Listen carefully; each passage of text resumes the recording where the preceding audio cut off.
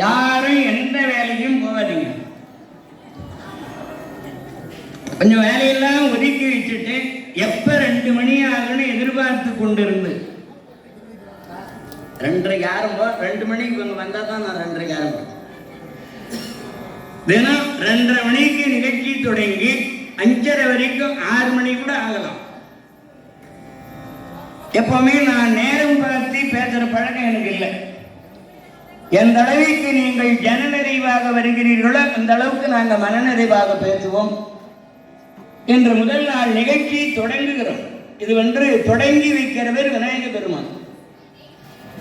மகாபாரதம் பஞ்சமோ வேத பாரதா, சாம அதர்வணம் என்கிற 4 வேதங்களோடு 5ஆம் வேதமாக பரிமளிப்பது மகாபாரதம். எத்தனை பேருக்கு வேதம் தெரியும்? பரசைவம் ஜன்மயம் பூரணம் ஜபபோக பாக்கியம் பரமநிதியும் பரசுகம் தன்மயம் சச்சிதானந்தமை பரமயேகாந்த நிலையம். தத்துவம் இது. இல்லற இயல்பு, பங்காளி பகமை, சகோதர வாஞ்சை, அரசியல் மாண்பு, ஆன்மீக விஷயங்கள், அரசியல், அறிவியல், உளவியல், உலகியல் அனைத்து இதில் அடங்கி இருப்பது மகாபாரதம். நீங்க தொடர்ந்து 26 நாளைக்கு கேட்டுட்டீங்கன்னா நமக்கு ஏற்படுகிற பிரச்சனைகள், எத்தனை குழப்பங்கள் இருக்கு குடும்பத்தில், சில பிரச்சனைகள் குழப்பங்கள் இதெல்லாம் தானா விலகி ஓடிடும். அதனால உங்களெல்லாம் வேண்டி கேட்டுக்கிறேன், ஒரு விரதம் இருந்து இதை ஒரு விரதமா நினைங்க. 2 மணி ஆச்சுன்னா இந்த வாய்மை முனிராஜன் மகாபாரதம் சொன்ன ஏடாக மாமீறு விற்பாகவன் கூடியெழுத்தாணிதன் கோடாக எழுதும் பிரானை பணிந்து அன்பு கூர்வாம் மறு. சுற்றிலும் தண்ணீர் கொஞ்சம்னா பூமி. இந்த தண்ணீர் சூழ்ந்ததுன்னா பூமி இருக்காது. அப்ப அழிவு உண்டு.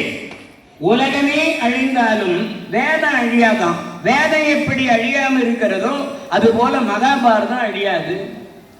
அதற்காக பாடப்பட்டது என்றார் பாருங்க. இதை பாடியவர் யாருன்னா வாடாத தரவாய்மை முனிராஜன். தவழ் மீத பிரம்மதேவன் வந்து காட்சி கொடுத்தார். கொஞ்சம் தொலை வச்சிருங்க சவுண்டு. எனக்கு எப்பவுமே வேர்வை வரணும்.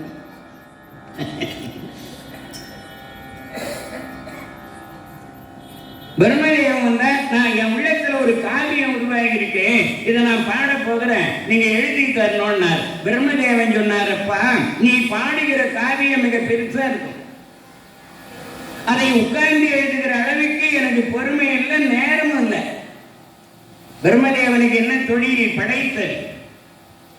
பூலோகம், புகர்லோகம், ஜுகர்லோகம், தனலோகம், தபோலோகம், மகாலோகம், சத்தியலோகம், அதல விதல சுதல ரசாதல இச்சாதல மகாதல பாதாளம், 14 உலகங்கள், 1000 கோடி அண்டங்கள், வான இந்திரர் ஆதி எண்டிசை காவலர்கள், மதி இரவி ஆதி சுரர் அசுரர் அந்தரவான வாசிகள், மணியுரகர், கருடர்கள், காந்தர்வர்கள், முனிவர்கள், சித்தர்கள், யானை முதல் எறும்பு வரை 84 லட்ச ஜீவபேதங்கள் அனைத்தையும் படைக்கிறவன் பிரம்மதேவன். அனைத்தையும் படைக்கிறது யாரு? பிரம்மன். அவருக்கு ஏன் ஓய்வு உட்கார்ந்து எழுதுறதுக்கு? அதனால எனக்கு ஓய்வு இல்லப்பா. மாதா உடல் தளித்தாள். பட்னதார் பாடுறார், எத்தனை பிள்ளையை பெற்று பெற்று உடல் தளிச்சு போச்சான் மாதா. வல்வினையேன் கை தளித்தேன்,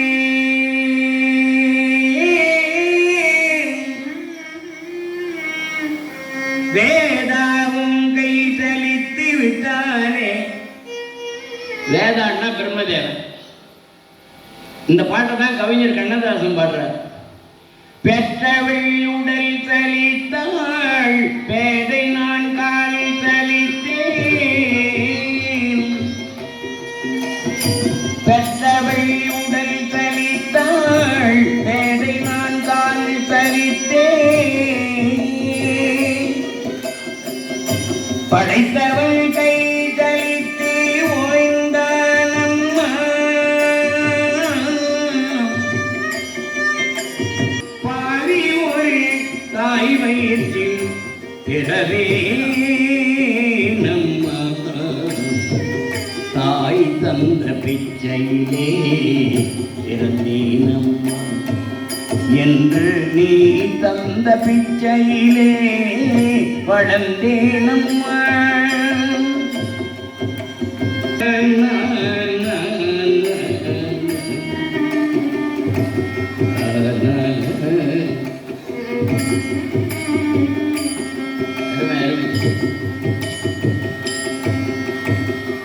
இன்னும் சினிமா பாட்டுன்னு நினைக்கிறீங்க.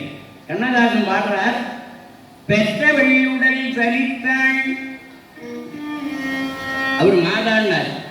படைத்தவன் சினிமா பாட்டு சொல்லும் போது நமக்கு புரியுது, பட்டணத்தார் பாட்டு புரியல. அவர் என்ன பண்ணார், என்னால முடியாதுப்பா, நீ விநாயகரை வழிபாடு செய். உடனே வேதவியாசர் விநாயகரை வழிபட்டார். பக்கரை விசித்திரமணி பக்கரனை தன்னடை பற்றி என்னுற்ற உலக முனீபம் பத்துரம் மகத்தொடையும் மக்குவடி பட்டொழிய பட்டுருவமித்தருகை வடிவே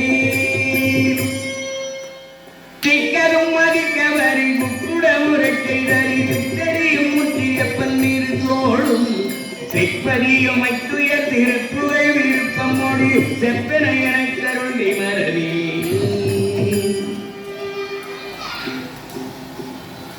கோபிகாரமண கோவிந்தம். இந்த கோவிந்தா சொல்லும் போது இன்னைக்கு முதல் நாள் கொஞ்சம் நீங்க எப்படியே கூட இருக்கலாம். எல்லாரும் சொல்லுங்க, இந்த 26 நாள்ல உங்க கஷ்டமெல்லாம் உங்களை விட்டு ஓடிப்போம். எல்லாரும் சொல்லுங்க. இந்த யாருக்குன்னா குறை இல்லைன்னா அவங்க கோவிந்தா சொல்ல தேவையில்லை. குறை இல்லாதவங்க யாருன்னா இருக்காங்களா? குறையில்லாத மனிதர்கள் யாராவது இருந்தா அவங்க கோவிந்தா சொல்ல தேவையில்லை. மற்றவங்களாம் சொல்லுங்க. கணவன் பேரு கோவிந்தனா இருந்தா கூட சொல்லுங்க. மாமனார் பேரு, கணவன் பேரு, மூத்தார் பேர்லாம் அந்த காலத்துல சொல்ல மாட்டாங்க. அந்த காலத்துல இப்ப வீட்டுக்காரனே பேர் சொல்லி கூப்பிடுறாங்க. சுரேஷே சுரேஷே கொஞ்சம் காப்பு போட்டு கொடுறா, கணவனை டா போட்டு சொல்ற அளவுக்கு இப்ப காலம் மாறி போயிடு. கேட்டா சென்னமா சொல்றாங்களாம். அதனால எல்லாரும் சொல்லுங்க, கோபிகாரமண கோவிந்தம் ஆஞ்சநேய வரதே கோவிந்தம் ராதாரமண கோவிந்தம் கோவிந்த நாம சங்கீர்த்தனம் கோவிந்தா கோவிந்தா.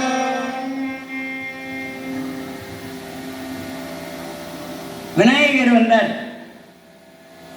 வியாசர் வணங்கினார். சுவாமி, என் உள்ளத்துல ஒரு காவியம் உருவாயிருக்கு, அதை நான் பாட போகிறேன், நீங்க எழுதி கொடுக்கணும்னு. நல்லா கவனிங்க. தெய்வம் இருக்கிற இடத்துக்கு நாம போக முடியாது. நாம கூப்பிடுற இடத்துக்கு தெய்வம் வரும். ஆனா இருக்கிற நிலையில நீ இருந்து கூப்பிட்டா தெய்வம் தான் உன்னை தேடின்னு வருமே ஒழிய தெய்வம் இருக்கிற இடத்துக்கு நீ போகவே முடியாது. வந்தார் விநாயகரை. என்ன பண்ணணும்னார், இந்த பாரதம் கொஞ்சம் எழுதி கொடுங்கன்னார். சரி, எங்கே எழுதுவது? ஏட்டியில் எழுதி இருந்தா மகாபாரதம் என்னைக்கே இல்லாம போயிட்டு இருக்கும். ஓலையில் எழுதியிருந்தா செல்லி சாப்பிட்டு இருக்கும்.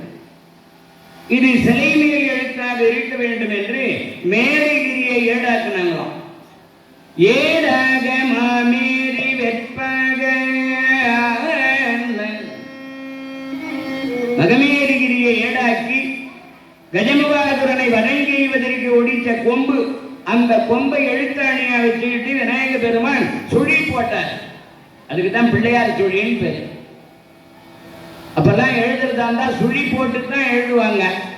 இப்பெல்லாம் அதுக்கு பிள்ளைகளுக்கு அர்த்தம் தெரியாது. அந்த சுழியில தான் எல்லாம் இருக்கு. தூங்கும் போது வாங்குகிற மூச்சு சுழி மாறி போனாலும் போச்சு. சிவம் சுழி போட்டா சிவம், சுழி எடுத்துட்டா சவம். ஒரு பையனை கேட்டான், எதுவிடா சுழி போடுறாங்கன்னு. பேனாவோட இங்கே இருக்குதா இல்லையான்னு பாக்குறதுக்குன்றான். அந்த சுழி போட்டுட்டு விநாயகர் சொன்னார், வியாசனே நான் எழுத ஆரம்பிச்சுட்டேன்னா எழுதிக்கிட்டே இருப்பேன், என் எழுதிக்கோள் தடைபடாத அளவுக்கு நீ வேகமா சொல்லணும்னார். இவர் கற்பனை பண்ணி சொல்லணும். அதனால இவர் என்ன பண்ணார், பெருமானே நான் சொல்லுகிற ஸ்லோகங்களுக்கு நீங்க பொருள் தெரிஞ்சு எழுதணும்னார். விநாயகருக்கு கட்டளையிட்டார். பாட்டெல்லாம் அப்படி பொருள் தெரியாத சொல்லக்கூடாது. அந்த கட்டளைப்படி இப்ப எழுதுறாங்க. எழுதி வருகிற போது வேதவியாசர் என்ன சொல்ல போறாரோ அதை விநாயகர் பெருமான் எழுதின்னு போறாராம் இவர் சொல்றதுக்கு முன்னே. ஏன்னா நாம என்ன நினைக்கிறோன்னு தெய்வத்துக்கு தெரியும், ஆனா தெய்வம் என்ன நினைக்கிறதுன்னு நமக்கு தெரியாது.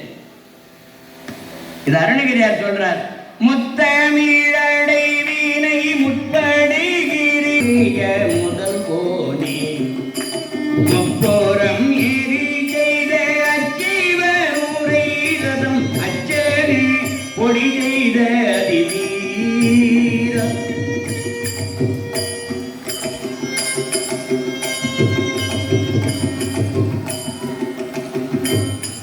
எழுதி போறார். இந்த எழுதிக்கோலை தாமதிக்க வைக்கணும். அதுக்காக கடினமான சுலோகங்களை அமைத்து பாடினாராங்க. கொஞ்சம் விநாயகர் திகைக்கிட்டோம், பொருள் தெரியாம திகைக்கிட்டோம். சில பாட்டி திராட்சை பழம் மாதிரி, திராட்சை பழத்தை நாம் என்ன பண்றோம், அப்படியே தண்ணியில போட்டு அலசிட்டு அப்படியே சாப்பிட்றோம். வாழைப்பழத்தை என்ன பண்றோம், தோலை உரிச்சி எடுத்துட்டு சாப்பிடுறோம். பலாப்பழத்தை அப்படியே தோலை உரிய முடியுமா? அது கத்திக்கு எண்ணெய் போட்டு கைக்கு எண்ணெய் போட்டு முறையா அறுத்து எடுத்து சுளையை எடுத்து கொஞ்சம் தேன் கலந்து கொடுத்தா கொஞ்சம் நல்லா தான் இருக்கும். அப்படி சில பாடல்கள் பலாப்பழம் போல. உதாரணத்துக்கு ஒரு பாட்டு பாருங்க. முத்திக்கு சுட்டி குப்பி முடி சூச்ச கைப்பி சுற்றிய முற்பக்கத்தில் பற்பொற்றிட முதல் மீதே முக்கிய பச்சை பொற்றிட்ட நிறத்தினை சுட்டி பற்பொற்றிட உச்சத்தை சித்திர கட்டழகடிலாடத்தி தீக்கை சொற்றொற்று பிதனைச்சு கற்கற்பி சொக்கியரு செப்பி கற்கள் கட்சி பருதனமேறி திட்டத்தை பற்றி பற்பலச்சை குட்பட்டு தொட்டுயரு சொக்கி சீக்கி கட்டி படி உடல் வேணும் மெட்டி சொற்கத்தில் எற்பரமருள்வாயே வித்தைக்கு தத்து தற்பரம் கண்டி தத்தி புத்திர விச்சித்திர சச்சை கத்திகை புனைவோரே கற்பத்தில் எத்தர்கள் திக்கு குட்பட்டவர் நெட்டை கற்புத்தர் பத்தர்களமரோரும் நெட்டிக்கு புட்பத்தை கொடு முற்றத்துட் கட்சி கப்பழனிக்கு பட்டத்தி குற்றுரை பெருமாளே.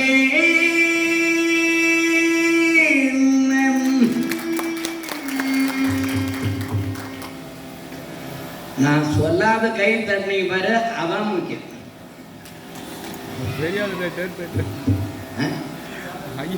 தலைவர் தட்டினாரேன்னு தட்டினீங்களா இல்ல நீர் பேருந்து தட்டினீங்களா? எல்லாரும் இது உங்க வீட்டில் இந்த பாட்டை சொல்லுங்க, உங்க வீட்டுக்கே தீய சக்தி வராது. ஆமா, தினம் சொல்லுங்க. இந்த பாடெல்லாம் மந்திரம். பெருமாளேன்னு சொன்னது மட்டும்தான் புரியும். அது மாதிரி 8800 சுலோகம் பாடினாராம். கடின பதங்கள் அமைத்து மொத்தம் 60 லட்சம் கிரந்தம் பாடினாராம். 60 லட்சம் பாட்டு. வேதவியாசர் பாடியது 60 லட்சம். விநாயக பெருமான் கைப்பட எழுதினார். 30 லட்சம் கிரந்தம் தேவலோகத்தில் நின்றுதான். 15 லட்சம் கிரந்தம் அசுர உலகத்தில் நின்றுதான். 14 லட்சம் கிரந்தம் யட்ச உலகத்தில் நின்றுதான். ஒரே 1 லட்சம் கிரந்தம் பாட்டு தான் பூலோகத்துக்கு வந்ததாம்.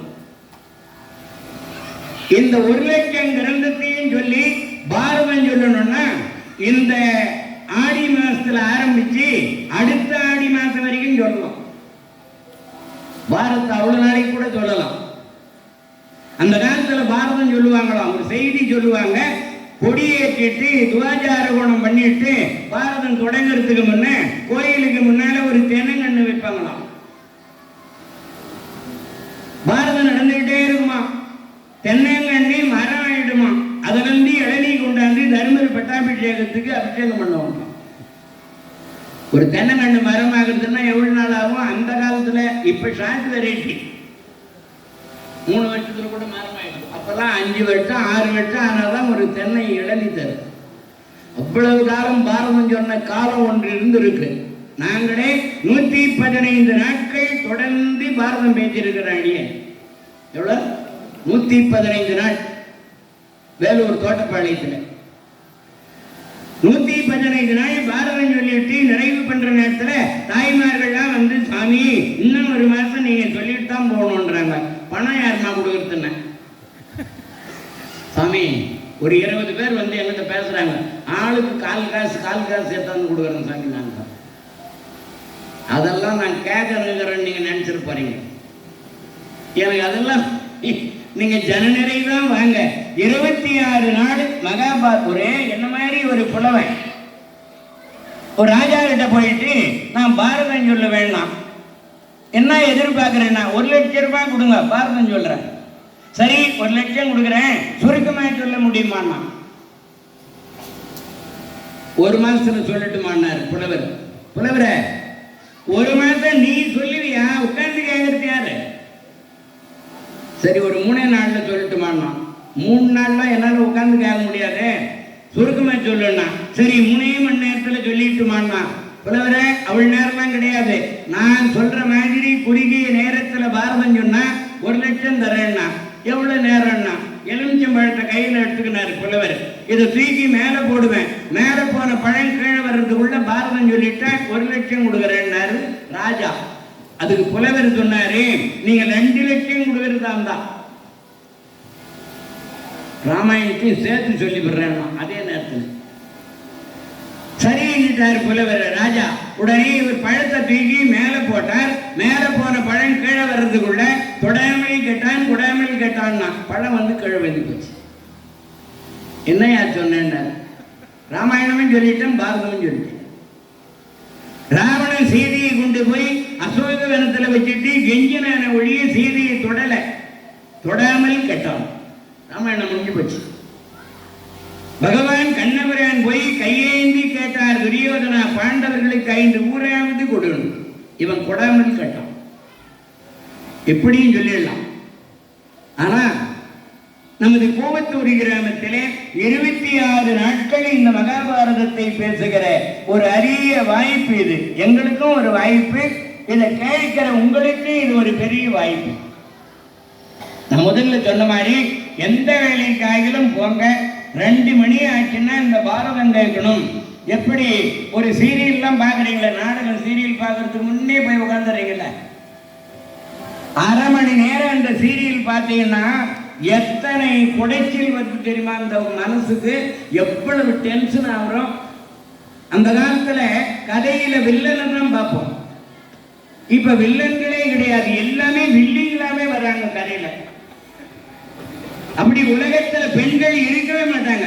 இவங்க விபரீதமான கற்பனை பண்ணி கொடிய பாத்திரங்களை படைத்து அதன் மூலமா ஒரு கதையை நமக்கு காட்டி தினம் தினம் தினம் இந்த சீரியல் தான். நான் சொல்றது உண்மை இல்ல. நீங்க 3 மணி நேரங்கள் உட்கார்ந்து கேட்டு பாருங்க, உங்க மனசு தெளிவா இருக்கும். ஆமா, விநாயக பெருமான் எதுக்காக சொல்றேன்னா, எந்த விநாயக பெருமான் பாட்டுல சொல்றாரு, இந்த வரம் தருவார்.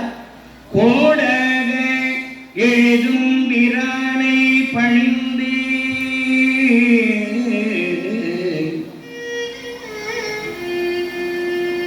முனிவர்களுக்கெல்லாம் தலைமையாகிய வேதவியாசர் சொல்ல,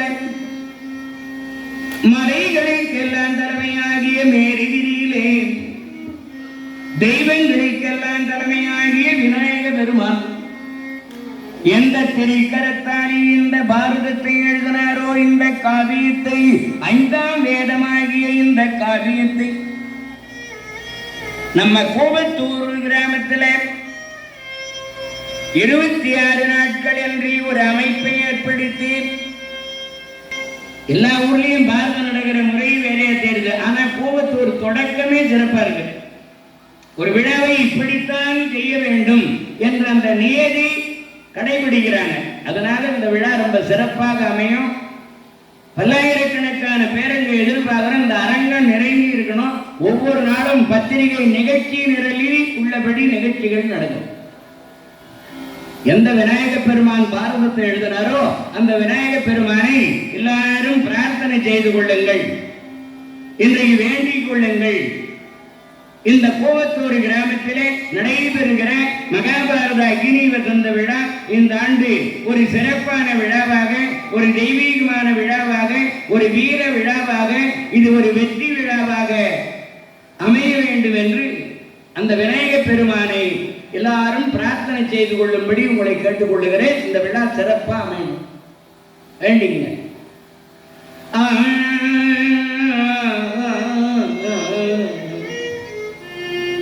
பச்சை மாமலை போல் மேனி பவளவாய் கமல செங்கல்,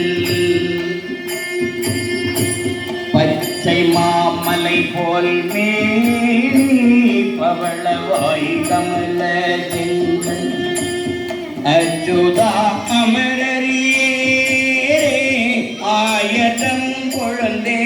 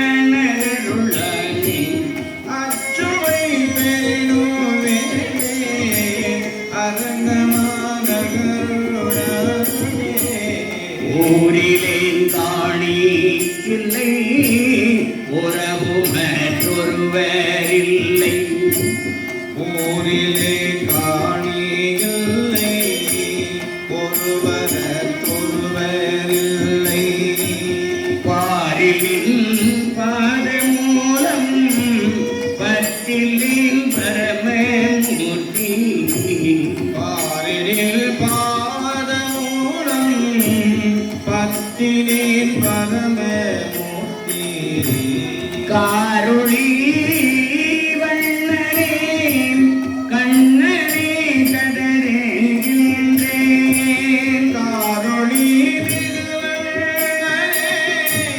கண்ணனே கதறேகின்றே, ஆருளை கலை கண்ணம்மா அரங்கம்மா நகருளனே, ஆருளை கலைகள் அம்மா அரங்கம்மா நகருளனே.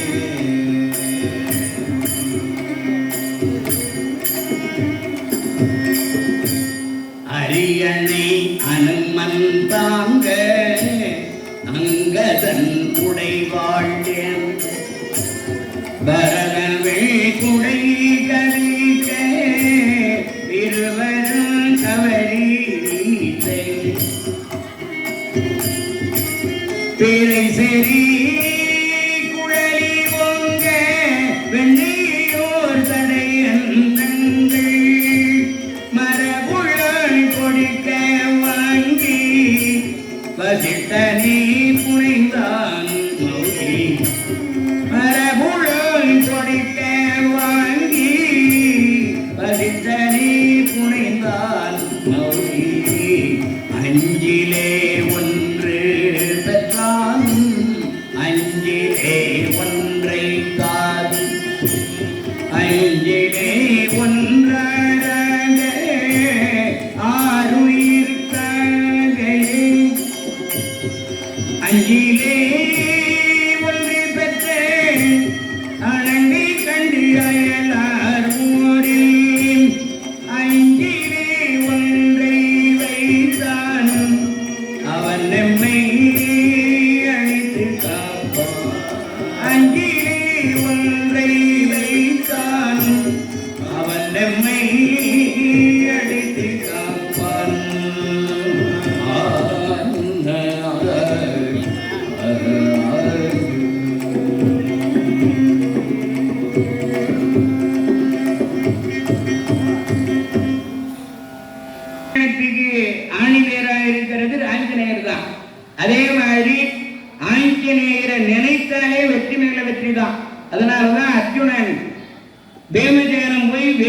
கேட்டான் ஆஞ்சநேயர் இடத்துல, என் தம்பி அர்ஜுனுடைய தேர்ல நீங்க கொடியாக வீட்டிலிருந்து எங்களுக்கு வெற்றி தேடி தரணும்னு. அதனாலதான் இன்னைக்கு அனுமத் கொடி ஏற்றப்பட்டது.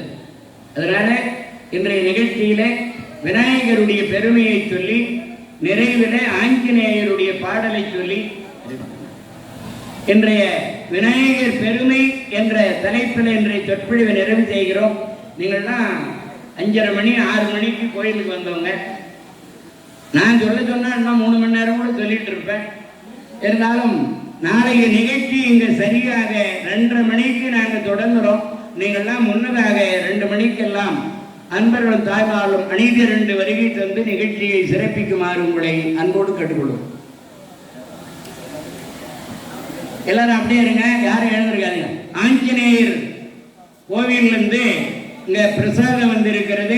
எல்லாருக்கும் பிரசாதம் வழங்குவார்கள். அவரவர்கள் இருத்திலிருந்து பிரசாதத்தை பெற்றுக்கொள்ளும்படி கேட்டுக்கொள்கிறோம். பிரசாதத்தை பெற்றுக்கொண்டு நாளைய நிகழ்ச்சியிலே மீண்டும் உங்களை எல்லாம் சந்திக்கிறோம். நாளை மறுநாள், நாளைக்கு இங்க விடுமுறை. நாளை மறுநாள் செவ்வாய்க்கிழமையிலிருந்து நாங்கள் 25 நாள் இங்கேயே முழுமையா தங்கி இருந்து இந்த மகாபாரதத்தை பேச இருக்கிறோம். எல்லாரும் உங்களுடைய அன்பும் ஆதரவும், நான் முதல்ல சொன்னது போல யாரு எந்த வேலைக்கு போனாலும் 2 மணி ஆச்சுன்னா இந்த பாரதம் கேட்க வாருங்கள் என கேட்டுக்கொண்டு வருகை தந்த அன்புள்ளங்களுக்கு இவ்வளவு நேரம் பொறுமையாயிருந்து கேட்ட அனைவருக்கும் நன்றி வணக்கம் சொல்லி நிறைவு செய்கிறோம். உருவாய் அருவாய் உளதாய் இளதாய் மறுவாய்